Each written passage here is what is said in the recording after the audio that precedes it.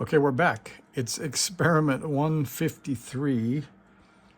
I think this will be HB-1B session number 18, if I got that right.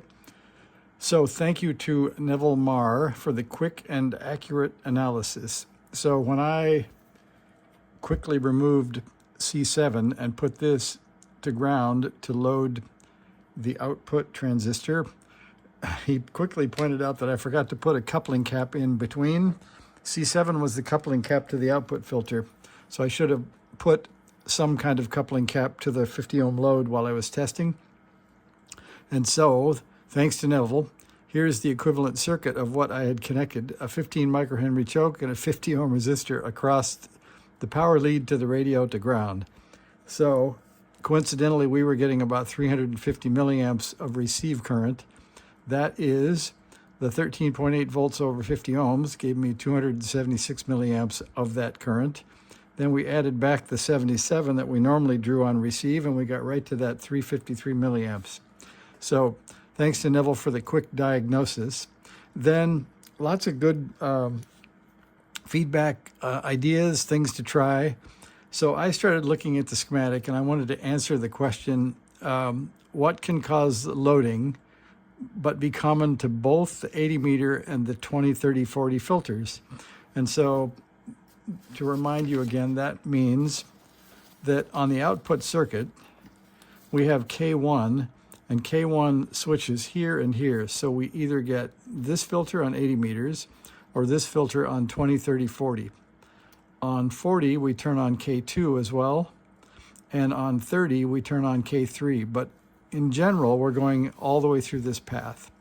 So when I switch to 80, if the problem was anywhere in here, including the 30 meter module, it should go away. But it never goes away. So then I thought, well, it's either got to be this or this. So I looked at this. I took the meter and I measured from here to ground, and it measures 2.2 plus 1K or 3K. So that's not the loading factor. That only leaves this receive path, which is this FET that drives, like if you have a bigger view here. So that's this FET that drives in through this choke and drives into the receiver. So this is a tuned circuit, I think probably a series tuned circuit for the input. And this is supposed to be open during transmit and closed during receive. So I measured from C6, let me get back to the big picture. I measured from, let's see, that's actually C8 to R17, and I got 1 ohm or less than 1 ohm, even when the power is off. So I pulled out Q1, and we're about to test to see what the receiver, or pardon me, what the transmitter looks like without Q1 in place. So if we're lucky, we'll transmit, and if we're not, we will generate some more of the smoke that we have generated in the past. So let's give it a shot. So let's see, our probe is still on the output. If you notice, let's see, I can zoom in and give you a view here. So if you notice, let me see, let me grab one more pair of glasses here. It is surface mount after all. All right, so we'll get right up here close, and I'll see if I can show you. So when you look on the schematic, you will find R16, R17, and Q1 is a little bit in the dark, but you can see Q1 is missing. That's because I pulled that off. So that's our current test, and then you can go back and see that I badly and quickly put C7 back with a pair of tweezers and a big fat soldering iron. So this looks a bit hacked in here. So this is our replacement inductor, and this is C7 back in place. So we're about to try all this, and then if the smoke doesn't come out and if it works, that will answer, I think, why the MCU was heating up. And I think the answer to that is, sorry about your eyes, that we were running full RF output directly into the into probably this RA1 line off the FET, because this thing is shorted on all 3 leads. So I think we're going to be in better shape, but I don't know. All right, so we'll get the output probe on. We will hook up the series current meter to give us that early indication if things are going wrong. Let's see, the power goes over to here. We have the scope on a 20 volt per division range. We got a straight key. We got some kind of block to keep the radio from pushing its own button. We'll power it up. So, oh, we better get on 10 amp scale and then get on DC.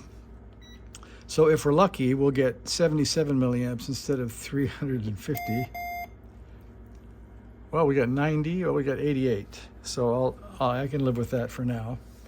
And then, let's see, we want to get a band on here. I think 40 was our worst culprit, and it woke up on 7023, and the voltage says 13.8 volts.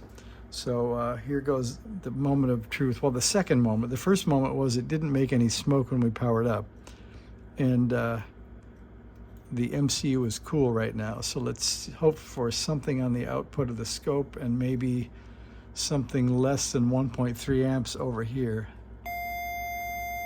That's better. So about 750 milliamps, and that looks like about 40 volts peak to peak. And if you look right up there, that's about 5 watts of output. So all this trouble, 18 videos, and let me find the bad part for you.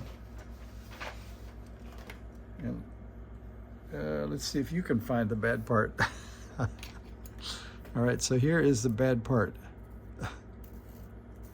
So I'm going to have to see if I can order that FET, which we have on the schematic, is a, let's see, is a 2N7002. And so if I can't, I might put a regular old FET in that spot to do some testing with, but I think that answers the question. And if we go back, let's see, let's do one more measurement at 10 volts per division.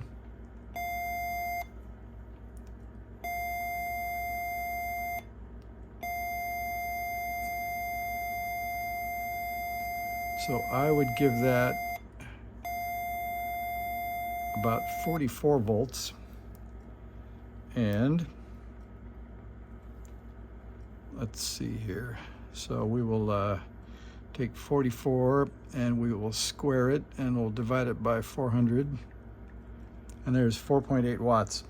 So I think the mystery of the HB-1B is solved. It was one FET all along. So thanks for watching 18 of these. Let me know in the comments if you want to see the follow-up of replacement of the FET and shortening the leads on these bypass caps that I plan to leave in because they clean up the keyer lines. And we'll get the case back on, see if we can make a QSO with it. Well, thanks for watching. Away we go.